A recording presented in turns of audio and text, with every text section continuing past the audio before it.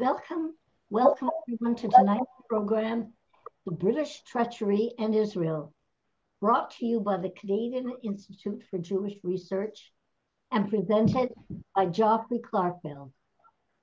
I'm Doris Epstein, and I'm speaking to you amidst devastating news from Israel. And I'm also speaking with you about those in our country hostile to Israel who are celebrating the genocidal terror attacks by Hamas. But Jews around the world are rallying. We're strong and we will overcome. Tonight's webinar, though based in part in history, on past history, is vitally linked to what's happening now, today. You will discover facts about the long shadow of the British occupation of Israel and much more. That's all of these things that still negatively affect Israel today. First, a word about the Canadian Institute for Jewish Research, which has been a proactive Jewish presence in Canadian Jewish life for over 30 years and is the only academic-based organization of its kind. In addition to our academic and student publications, the CIJR Daily Briefing brings you the latest news and opinions about Israel and the Jewish world, articles that you can always trust for scholarly depth and veracity. We also bring you groundbreaking seminars, books, and symposia. Your support to continue our work. CIJR is a not-for-profit organization, and our work is entirely dependent on tax-free dollars.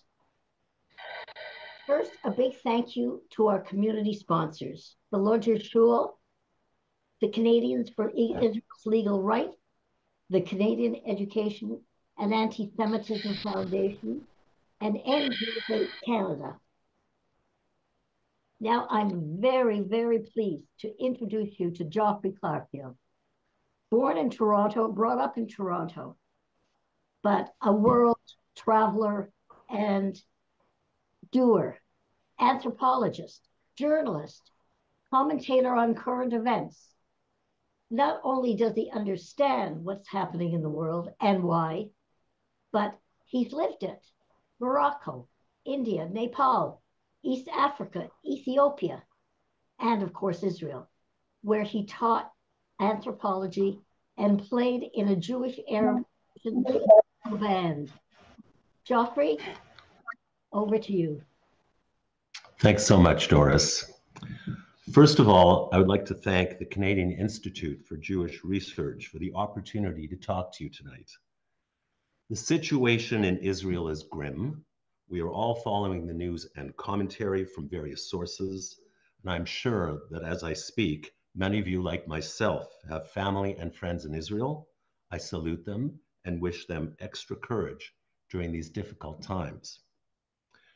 The situation on North American and European campuses of higher learning is also grim, as the objective study of the Middle East has been hijacked by Islamic oil countries, who have funded enough Middle East study centers in Canada and the US so that now these institutions are mostly anti-Israel and call for its destruction.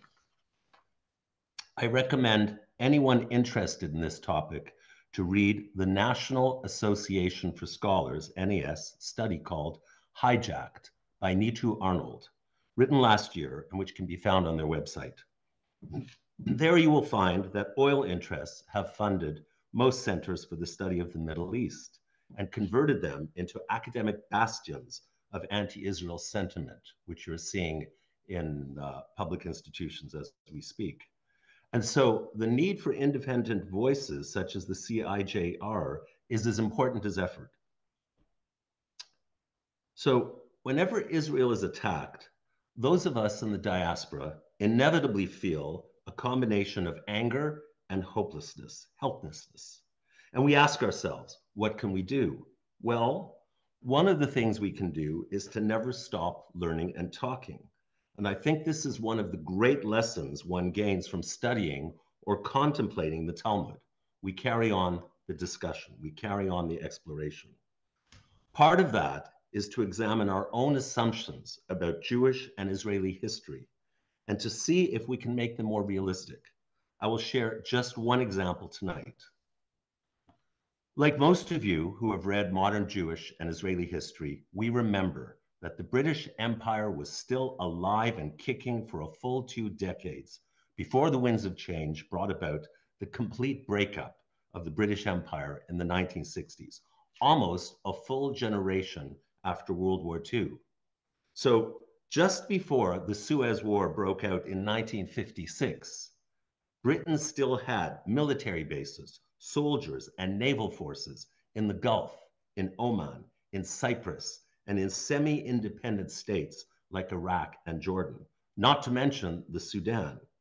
Therefore, Israel was still surrounded by hostile Arab countries with well-funded armies and British military bases.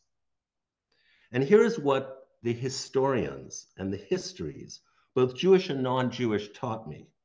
That after World War II, although Arab nationalism and the power of the Arab League was growing, it was held in check by close interdependency with Britain. Britain gave them guns and money, and the Arab nations gave them oil. Britain had led and financed the Arab Legion, which was managed by active British officers.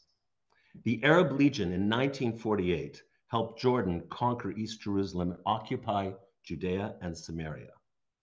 Britain begrudgingly recognized the new state of Israel, exchanged ambassadors, but was clearly on the side of the Arab League.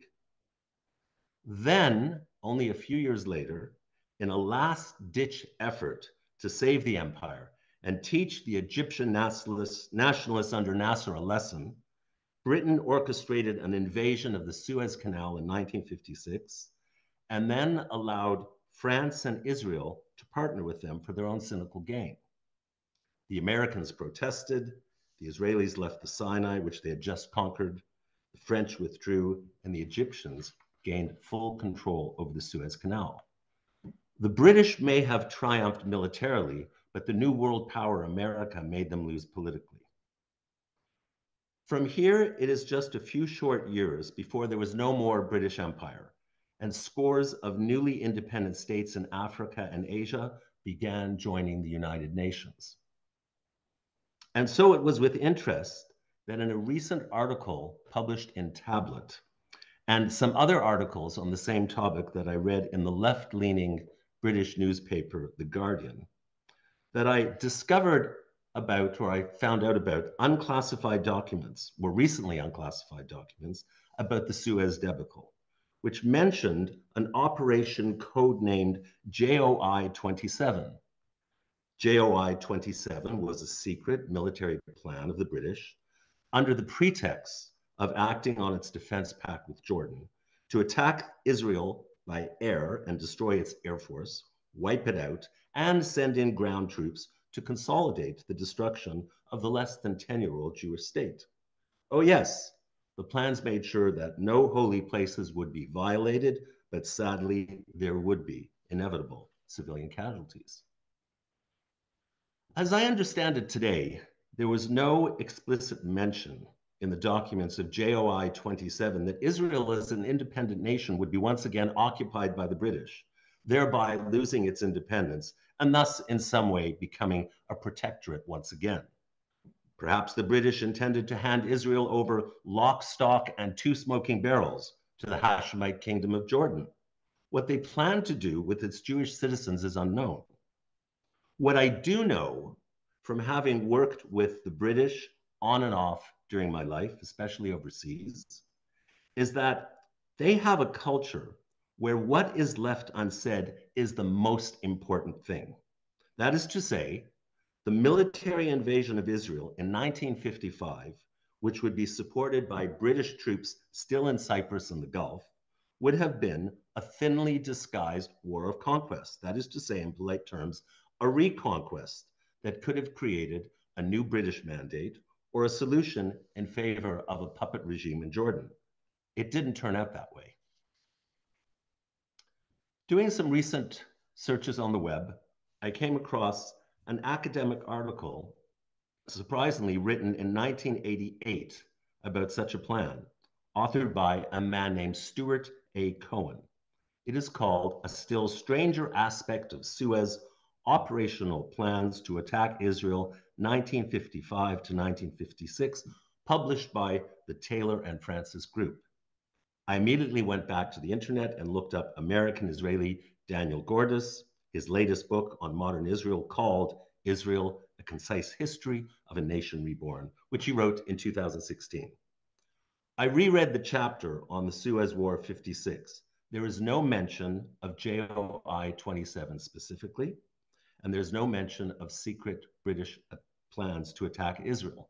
Maybe it's hidden in the index or the footnotes, but I read the chapter again yesterday. It's not there. So let me now briefly summarize, try and clarify this rather dense article by Cohen from 1988 and see if I can make it clear. Then and only then will I draw some tentative conclusions about what this secret deal to destroy Israel may teach us in these present times. The first thing we learn is that during the buildup to the joint British-French-Israeli invasion of Egypt in 1956, General Moshe Dayan himself had got wind somehow that the British, in some strange way, may have had it in for Israel. In his daily diary, he refers to this, and I quote, "Save for the Almighty, only the British are capable of complicating affairs to such a degree. At the very moment when they are preparing to topple Nasser, who is a common enemy of theirs and ours, they insist on getting the Iraqi army involved, even if such action leads to war between Israel and Jordan, which they, the British, will take part against Israel." In fact, 1 year before the Suez operation, which was codenamed Operation Musketeer, the British had a full plan for a full-scale Jordanian and British coordinated attack against Israel. In classic British fashion, the British military planners kept on changing the name of the secret plan, as they probably knew very well that it was easier to keep it secret if the name kept on changing. Historians would have a hard time putting together the knots, and journalists be damned, for they had no access. Even a leak wouldn't have bothered them, as it could be downplayed as just one possible scenario in the defense of a treaty ally, Jordan, a loyal client of the United Kingdom. So let me give you the names for this very clear, very unified project that the British High Command had been working on a mere 7 years after Israel gained its independence. It was first called JOI 27. Then it became Catapult. Then it became Encounter. Then it became Cordage. Then it became Overseer, with subsidiary plans called Quickfire, Alacrity, and Fleetfoot. After seeing all the different and highly poetic euphemisms for a licensed British slaughter of Israeli Jews, I can only imagine a Monty Python skit with actor John Cleese as a crazy general who agonizes over getting the right title for the operation, leaving the real work to be done by his clueless underlings. Unfortunately, there is no real humor here. And 7 years after the British almost lost the war to the Nazis, as it is now historically clear that without the Russians and the US, Britain would have lost World War II. They had their own plan to slaughter the Jews after the Nazis were finished, this time in the Holy Land. Well, the British set it up with a full military alliance set out in both public and secret annexes between the United Kingdom and the Kingdom of Jordan. It basically said, this was a treaty, that if the security of Jordan was at risk, Britain would come to its aid with guns, planes, and soldiers, and all would be legal. In 1956, Prime Minister Ben Gurion became the leader of Israel once again after his temporary political exile, and he ordered reprisals for terrorist attacks coming from Gaza, then occupied by Nasser's Egyptians. This caused the British leaders of the Jordanian Arab Legion, particularly John Bagot Glubb, who had fought against Israel in 1948, to say that the Israelis may get desperate and attack Jordan as well. Then the full implementation of the joint defense agreement between Jordan and Britain could be implemented. On the 22nd of April, 1955, with the help of Glubb, the British High Command submitted a preliminary report on how to defend Jordan by attacking Israel. The first stage would be to send more British troops and planes to Jordan and Iraq. For the Royal Air Force, the RAF, to fly near Israel to give it the message. Publicly, Britain would use language that it was trying to prevent war between Jordan and Israel. The British at that time feared that the Israelis may be prepared to attack Jordan at any moment and take back the territories that we know were promised to them in the mandate, namely Judea and Samaria. As Britain had already agreed to lower their presence in the Suez and Egypt, they knew that by then they would no longer be able to threaten Israel from Sinai. So the British also concluded that now that the Israeli Air Force was a force to contend with, if the treaty with Jordan were to be activated, the British could not allow themselves to take a defensive position. They would have to attack the Israelis and destroy their Air Force, and this included the use of ground troops. They then prepared a list of Israeli sites that they would bomb if they were to attack Israel. On August 2nd, 1955, Sir Claude Pelly issued detailed battle plans to the British High Command. The document, of course, is JOI 27. So let us read what he wrote. I quote, "Our first aim will be to destroy the Israeli Air Force, and we shall employ the whole of our available Air Force on this attack until it is accomplished. Damage to civilian property and loss of civilian life is unavoidable. The damage to any other place precludes the safety of the holy places, which must be absolutely safeguarded." Whoa. Surprisingly, the British military establishment thought that the British Air Force may actually fail to destroy the Israeli one. So they developed a series of subsidiary plans, support plans for invasion by ground troops and air squadrons from Europe to Cyprus to the battlefield in Israel, called Operations Quickfire, Alacrity, and Fleetfoot. That's not a rock band. That was an initial British invasion plan for Israel. As Nasser had announced that he, at the same time, may be asking for weapons from the Soviet Union, the British High Command conjured up all sorts of possible Israeli actions against Egypt and Jordan and wanted plans to scuttle all or any of these imagined scenarios. The British High Command kept adding more and more numbers of British arms, troops, and planes to its plan from its European, Near Eastern, and Cypriot bases, which would allow them to succeed in what looked simply like a planned invasion or conquest of Israel. The British wanted, at the same time, military control over Jordan and its forces. But this started getting difficult because of growing pro-Nasser sentiments in both Jordan and the Arab world.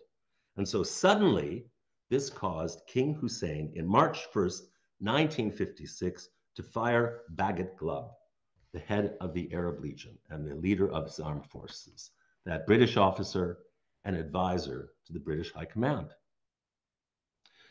So the British started having doubts about the motivation and ability of the Jordanians to do their part in the joint conquest of Israel. All of a sudden, their Arab allies were getting wobbly. They thought that if the Jordanians do not play ball with them, they could still attack Israel from Cyprus, from its British fleet there and its aircraft carriers. That same year, on the diplomatic front, Britain strengthened its diplomatic and military promises to Jordan, all on the assumption that it would help them in their secret plan to reconquer Israel. As one of the reports put it, the committee agreed that it was important to keep Jordan cooperative, at least until the situation in the Middle East subsequent to the Suez Canal problem being solved was clear. It just sounds so great in that upper-class Oxford middle accent, but they're really crying for Jewish blood.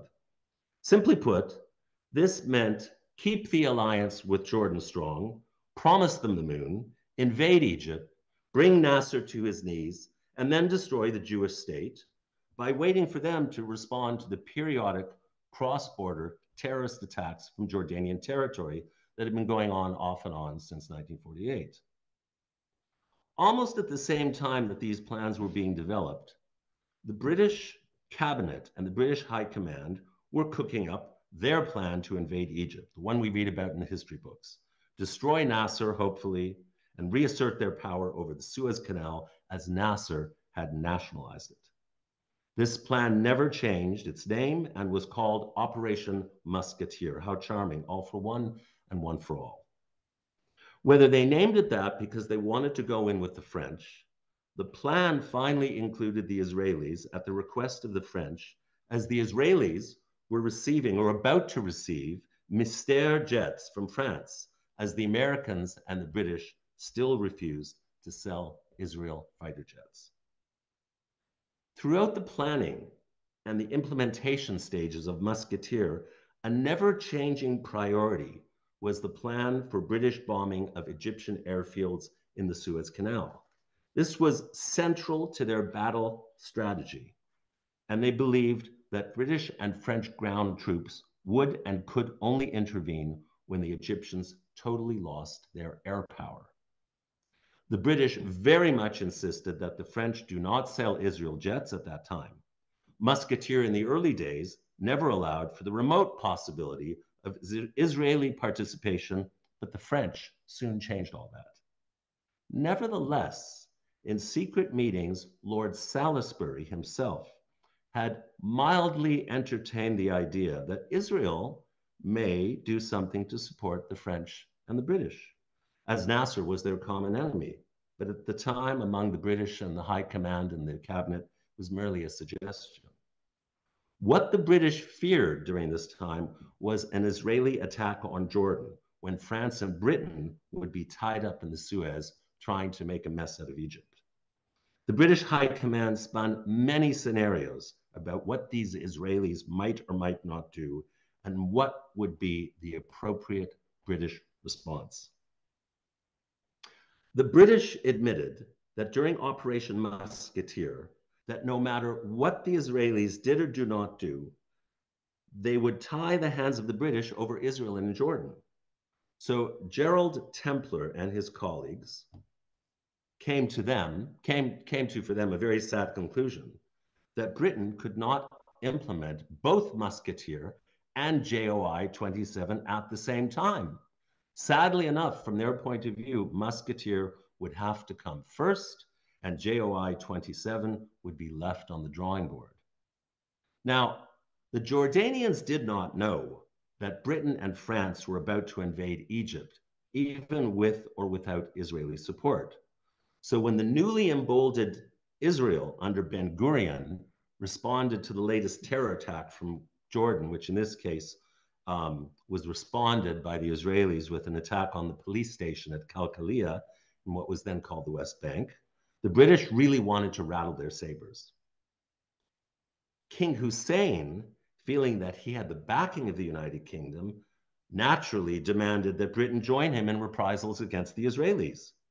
Yet he got a big surprise when the British did not consider the Israeli raid an act of war, calmly explaining to the king that a raid was not necessarily a war. Again, it sounds like Monty Python. And so they denied the request for retaliatory help and escalation. As a consolation, the British promised the Jordanians more arms, and with them planned for an eventual attack somewhere down the road, a joint attack against the Israeli port of Eilat, which is the twin city of the Jordanian port of Aqaba. At the same time that all this was going on, the Jordanian street was in an absolute uproar as pro-Nasser and pro-Nasserist sentiments were expanding, leaving King Hussein in a very tight spot. One has to assume that, like King Farouk of Egypt before him, he feared that maybe, perhaps he too could be exiled by his own people, who wouldn't mind a political and military alliance with Egypt and Syria in the name of Arab nationalism. At the same time, some British commanders still argued that they could draw on forces already committed to the invasion of Egypt and Musketeer, And once they were on the ground, sort of turned right, channeled them to the JOI 27 initiative. But somehow they lost that argument. The politicians overrode them. This caused the higher-ups to formally separate the two initiatives. Prime Minister Anthony Eden himself wrote about it at this time. It would be contrary to our interest to act at this time and alone in support of Jordan against Israel. Therefore, every possible effort should be made to ensure that Israelis should not at this stage attack Jordan. Well, so France came to the rescue. They understood that Eden was obsessed with Jordan. They may have known something about JOI 27, but the researcher Cohen, in his 1988 article, mentions that some of the British documents from this time have been destroyed. And in 1988, the French and Israeli documents were not open to the public. I doubt that they are now. France could have its cake and eat it too. It could send the not yet independent Algerian Arab nationalists a message by attacking Egypt. It could show the British that the French were once again a world power. It could sell Israel jets and be sure that they would perhaps be deployed in the Egyptian campaign or at later times against common enemies, and that a potential invasion of Israel by Britain and Jordan could be avoided, if not postponed. And so the problem was solved, sort of. Eden would only go in with the Three Musketeers if he was promised that the British imagined Israeli invasion of Jordan would not happen, and the Israelis had to promise British and French that this would not happen.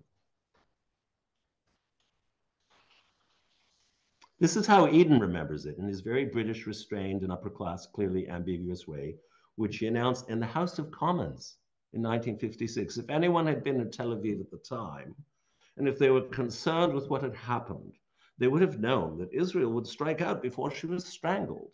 Jordan was a possibility upon the list. I do not know what it would have led to. So Ben-Gurion promised not to attack, and the Israelis went into Egypt with the French and the British. They won a phenomenal military victory. The Americans were enraged.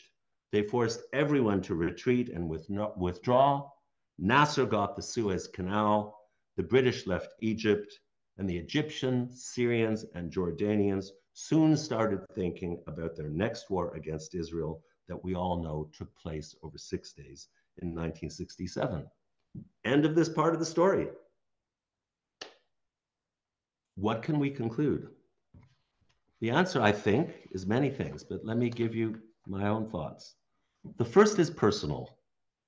How is it that in my long-term, near-obsessive interest in modern Israeli history, I did not know about JOI 27?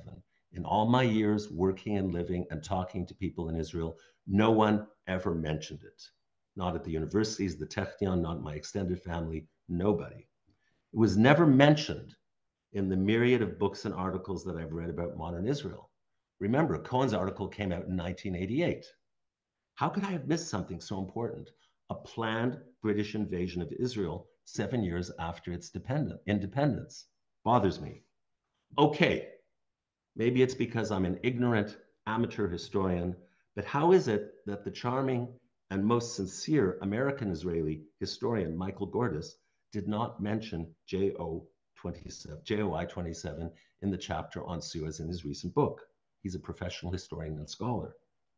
How is it that in discussions and writings about the betrayal of the League of Nations mandate for Palestine, which led to a British-led attack on the young state by the Arab Legion in 1948, manned by British officers, funded by the British taxpayer, the myth of political British neutrality in 1948 is still upheld by many, many writers, as if the Arab Legion was not a British tool, and as if Glub Pasha wasn't calling for the blood of Israel and Jews in 1955 and 56.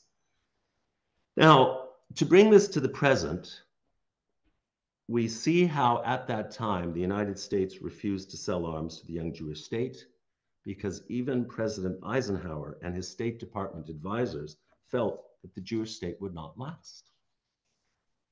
Is this not a lesson that although today the United States claims to be Israel's ally and best friend, we must consider that there are very powerful forces in various parts of the US government and the establishment who have scenarios that bring about the disappearance of the Jewish state? For example, let us remember the infamous Obama appointee, Samantha Powers, who once argued that the US should send troops to Israel to protect the Palestinians. Is this perhaps the vision that Obama and his supporters, including the recent $6 billion hostage ransom deal that Biden has promised the Iranians, have been doing by strengthening Iran and its proxies to the point that Israel may be unable to defend itself? I will not answer these questions as they are thought experiments. They're thought experiments, and I'm asking you to consider them. So thank you so much for listening to this presentation, and I once again thank CIJR for giving me the opportunity to share this material with you this evening. Bye. Geoffrey, I don't know whether to thank you or to yell at you for this shocking, to me, shocking revelation of Britain. And the good question is, well, how come we don't know about this? Why is it such a hidden thing? Or is it hidden? Is it deliberately hidden? Am I supposed to answer? Yeah. Yes, please. It's not deliberately hidden. You know, I already did my slichas tonight by saying, my God, this article has been around since 1988. How did I miss it? How did we miss it? Why is it sitting there on the margins and not in the center? Right. And I think it has something to do with Jewish psychology, is whenever we get a partial ally or an ally, we've been so long that we idealize them. Oh my God, we have an Israeli embassy in London. We've arrived. President Biden says that Israel's its best ally. And there's something naive and hopeful in the Jewish soul, something good, but which allows us to very often believe what we want to believe, as opposed to looking at politics in the real light of history. Jews are an optimistic people. We are optimistic right now, even though we're under fire in a terrible attack. We choose life, as it says in the Bible. And this, as Freud says, can get in the way of the reality principle. So I find this stuff extremely distasteful, but I feel it has to be known. It has to be known, and I go feel further, there's several questions about what does JOL 27 stands for. One person said it's Jews out of Israel. Bad I'll joke. take that. Bad. I've only seen the secondary literature because I'm not a professional historian in the old sense. I have often, because the internet allows you to do so, looked at original documents. But I don't know. I think it would be Joint Operation Initiative or something like that. This goes back to British culture. The British, on the one hand, are famous for logical positivism and excellence in language, but at the political level, they're the absolute masters of obfuscation and ambiguity. So it probably stands for something like Joint Operative Initiative, Joint Ointment, or something, you know, something completely unreadable. And the fact that they kept on changing its names, there's something devilishly funny about that. Very fishy. I want to go back to Britain's first treachery. And I'm talking about the League of Nations mandate when they carved up the Ottoman Empire and various nations were allotted certain countries a mandate to govern and to make them autonomous. Britain was given the land of Palestine twice as much as we have today because, and you finish it. Well, the British were not acting in good faith. A small number of men and a few women who understood history realized that they and other Christian nations had treated the Jews abominably, and that it was time for the Jews, as Bibi says, to take their stand in the sun. And the structure of the mandate is beautiful. If you read the document, it's actually still legally viable today, I've been told by international lawyers. It is legally viable today. It is, but there's a beautiful book called The Rape of Palestine, which by, I don't remember his name, an American who was a Jabotinsky supporter and systematically showed how the entire bureaucratic structure of the mandate from Whitehall to the British officer in Tel Aviv was designed to destroy it. So that period from 1920 to 1948 was just not a neutral period. And again, I'm upset because you read Benny Morris's book, One Palestine Complete, and it makes it look like the British were playing cricket. Well, there's the Jews on one side and the Arabs on one side. And you know, buddy, we're just trying to play a decent game here. And it wasn't the case. It was a systematic, comprehensive desire to negate the mandate. And there are historical sources out there. But again, Benny Morris, he's a new historian. He wants the world to be a nicer place than it is.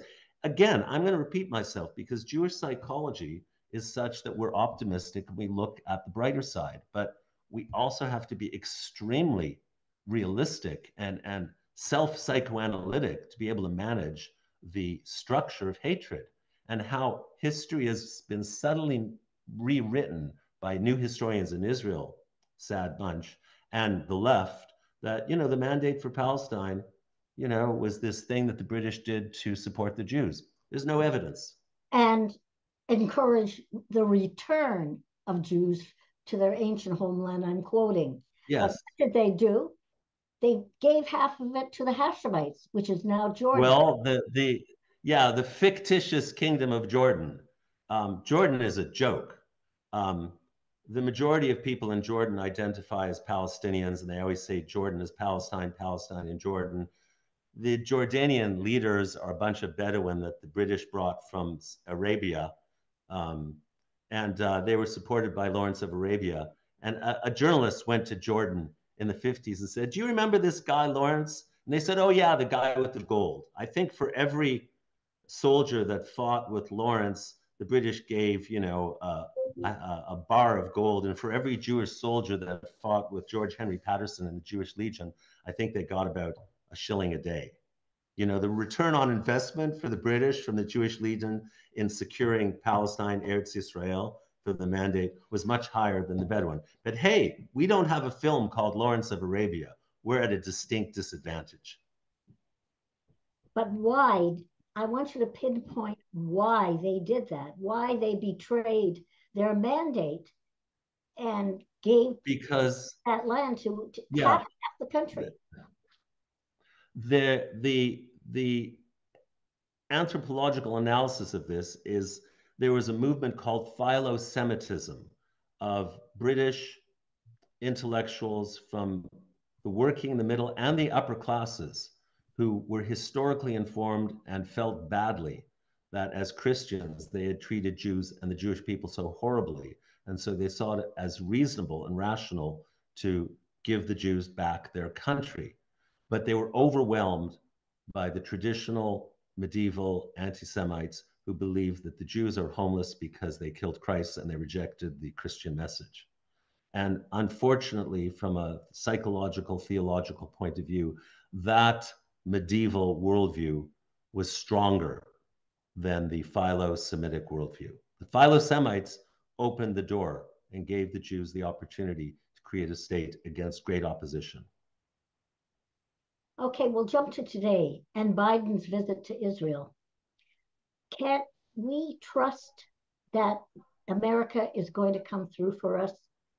Does Biden really, is he going to stand by his words? And why is he visiting Israel himself? It's a great question. I think the lesson that we can draw from this experience is that there is a deep need for Jews to project a savior. And we want the Americans to be our friends. We want them to back us up because America is an exceptional nation whose constitution is fundamentally influenced by the Old Testament. There's no Jesus in the Declaration of Independence. There's no New Testament in the Constitution, but there's a whole lot of talk about God. And scholars will confirm this, that the founding fathers were very much influenced and inspired by the ethics and the political organization of ancient Israel to reconstitute the state. Similarly, if I can follow that Freudian line, Israel and its rise are exceptional. They're exceptional nations. There's wonderful things to be said about the United States, but there's a lot of other forces in the United States, just like there were in Britain, far more than we realize. 75% of American Jews vote Democrat. They don't vote Republican. 90% of Jewish intellectuals are on the left. They're always bashing Israel. And I don't think we can trust President Biden because eminent historians and American pundits like Victor Davis Hanson strongly suggest that he's taking, if not orders, but his cues from Obama, that Biden does not speak for himself. So Obama was very good at going out in public and saying, we love the Jews, we support Israel, you know, blah, blah, blah, and then tilt this realignment to Iran. If Israel was really a friend, if America was really a friend of Israel, they'd go in and use this as a reason to make Iran a peaceful country, if I can say it euphemistically, like the British. But they won't, and they're not. So Israelis have to be very careful what the Americans say and what they do, and we have to be very skeptical in what the Americans are saying to the Israelis, what you can't do. And so this is very frightening. If you listen to the Hebrew press and the Hebrew punditry, which I listen to a lot, there's a lot of discussion about how can we get out of the Americans' hands? Why are we so dependent? And is it possible in a multipolar world where Israel is a strong economy and has its own arms industry to distance itself from the United States? That's one of the conversations which I've been listening to every day. I find it encouraging. What about relations with UK today? And did they improve, and when? Well, the United Kingdom has changed. When you look at the pictures in the slideshow and you see all these old upper class Eton generals and naval commanders and stuff like that, they had a horrible worldview. Think of them as Downton Abbey with anti-Semitism. Surprisingly, there's no anti-Semitism in Downton Abbey. That's why it's a myth. That's why it's a fairy tale. But oh my God, those periods in the 30s, the upper classes and the royals of the British were gung-ho Hitler. So United Kingdom has changed a little. The left is now the great anti-Zionist movement, and the conservatives are a little less anti-Zionist, and some of them are actually accepting Israel as a fait accompli. A small minority of them are pro-Israel. I think the Prime Minister, Rishi Sunak, and this is just my personal impression of Britain, is probably sincerely more pro-Israel than Joe Biden.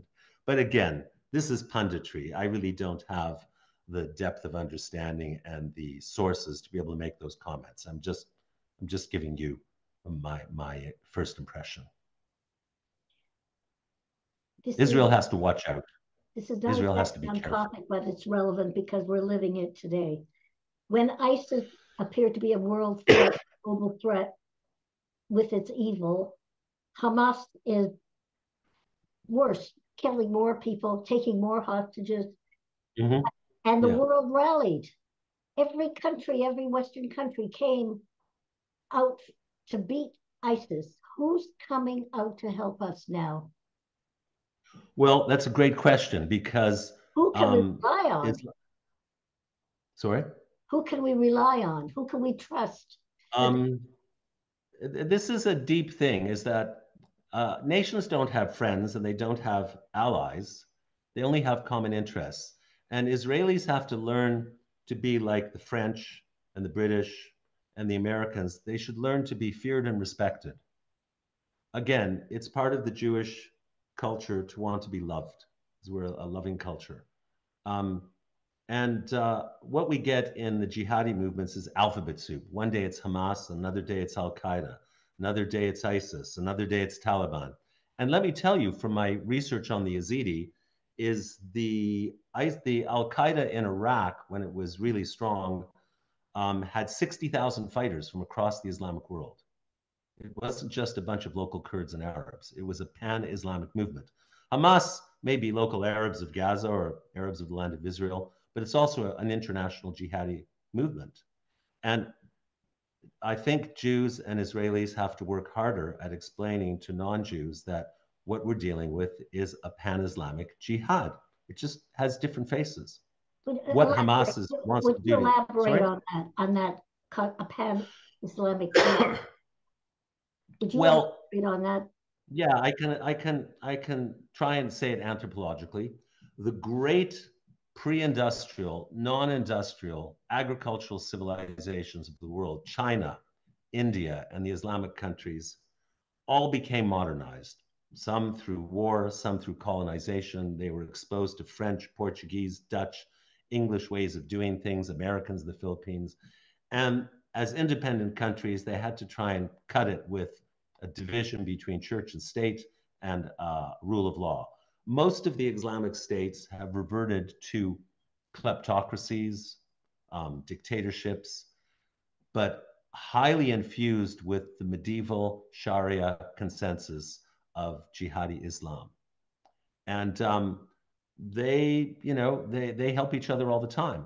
And we have to diagnose that and to share it much more widely because it's not just local.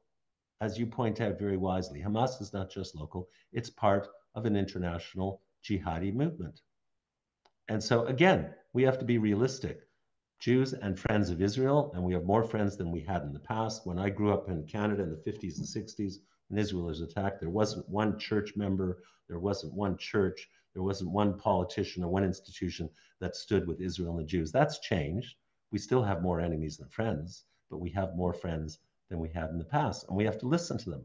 And many of them are saying, highlight jihad, because that's what this is. If you're fluent in Hebrew and you go to Israel and you listen to the way the Israeli press describes terrorist institute, they say, sadly, 2 people were killed and 3 injured in a terrorist attack in the town of so-and-so for sibot leumiyot, nationalist reasons, where the actual perpetrators were said, no, no, man, we were doing jihad. We weren't doing it for nationalist reasons. So the notion of Palestinian nationalism is really, really something that Hamas has its own Singapore on the Mediterranean. What's it doing attacking Israel? This is jihad under a different name. And our job in Israel and outside is to label things correctly, to make a background. This thing about JOI 27 and our understanding of Suez, I feel that I had a real misunderstanding.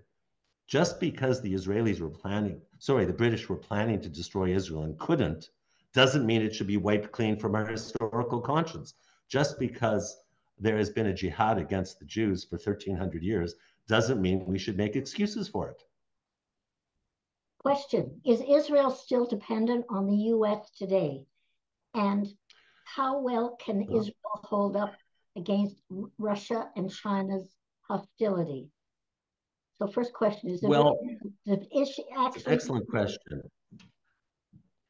There are experts, men and women better read than I in political science and history, who say that the 21st century will no longer be the American century. The 20th century was the American century. That the 21st century is a multipolar world. India, the Far East, Russia, the Islamic states, Western Europe, Sub-Saharan Africa. And to put it simply, Israel has to craft a foreign policy that's multilateral. They may have to say for the next 10 years that America is our best friend and it's a special relationship. But there's even an argument going on in Israel right now about Biden saying, we'll give you as many arms as you need. And some people like Carolyn Glicker are saying, no, we'd rather buy them. Because if we get them for free, we pay a price politically. So an ability of Israelis to stop taking the special relationship with the United States as the rock bottom of their foreign and military policy is a very good start. It's a very frightening thing because it's called breaking free and growing up. You've lived in most of the countries that we're talking about, and majority Muslim. Yeah. How united are they in terms of supporting each other? So far, Hamas. So far, I hear a lot of cheering of Hamas. But are they united together? Or no. they're united in the Islamists, who are the majority in the Muslim and Arab world, contrary to what other people think. Not everyone's an Islamist in the Arab and Muslim world, but the majority are. And this has been studied and done by surveys. So they're united in their hatred of the Jews and Israel and the West. They talk about the little Satan and the big Are we Satan. lumped into I always Israel? joke. The West is Sorry? lumped. The West is lumped in Oh with yeah, Israel. when you look at how Muslim jihadis think of the world, they have the little Satan, which is Israel, and the big Satan, which is America. But if you study intra-Muslim conflict in the Islamic world, there's just war everywhere. There's enormous Among conflict and themselves. slaughter. Yeah, yeah, Kurds, Arabs, Berbers, Moroccans, Turks, terrible stuff. Pakistan, India.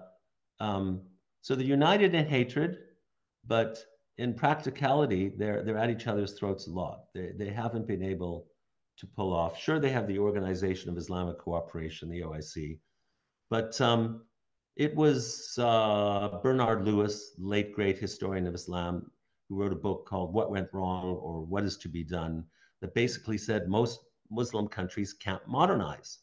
You'll meet a number of modernized Muslims who feel, act, and speak like Brits or Americans or Israelis, but they're the minority. The culture is not doing well. India, for example, they're Indians and they're modern. And I've worked and lived in Nepal and India, and it's a remarkable thing. Chinese as well. Chinese are modern, and Chinese and Confucian. Let's put aside the Communist Party of China, because I suspect they don't have the 100% support of their citizens. That's the best I can do, standing on one leg, as the rabbis say. Final question. Everybody knows Iran is behind Hamas, that they're puppets, Hezbollah.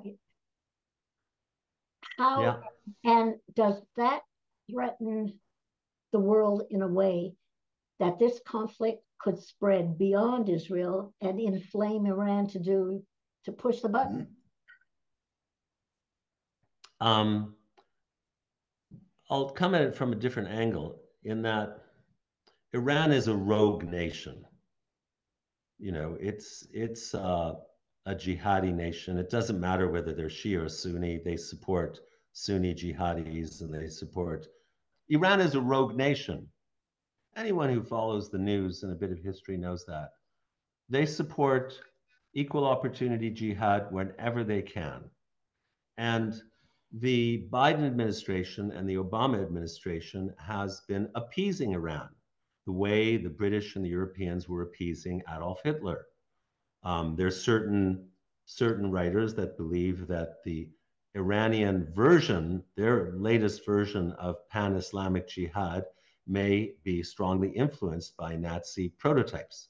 Instead, for the last 10, 12 years, under Obama and under Biden, the establishment in Washington is trying to have a realignment of the Middle East by downplaying the Saudis and downplaying the Israelis and helping Iran. They have all these negotiations. This reminds me of that period of 1936 to 1939, when Britain and Western Europe were constantly trying to appease Adolf Hitler. It rhymes. It's not the same thing, as Mark Twain says. History doesn't repeat itself, it rhymes. Even when the coalition of the willing went into Iraq against Saddam Hussein, they probably should have taken on Iran and not Iraq. So Iran has many, many friends in the United States. And to bring this lecture full circle, I pointed out that most of the Middle Eastern and Islamic studies departments in Canada and the States are highly funded by the Saudis and the Iranians. So, they have done elite capture. That's a topic for another time, the effect on the It academic certainly is. and the trickle It down certainly in is. our culture to make people hostile and believe the lies, the propaganda. Geoffrey, on Yes. behalf of the Canadian Institute for Jewish Research, I thank you for opening our eyes, even though it was hard to take. We have to know we can't Unpleasant. turn our heads away today more than ever. So a big thank you from us, and may we meet next time in better times. May Israel be at peace and the world. Bye for now. Thank you very much, Doris. It's an honor and a privilege to work with you. Good night. Thanks.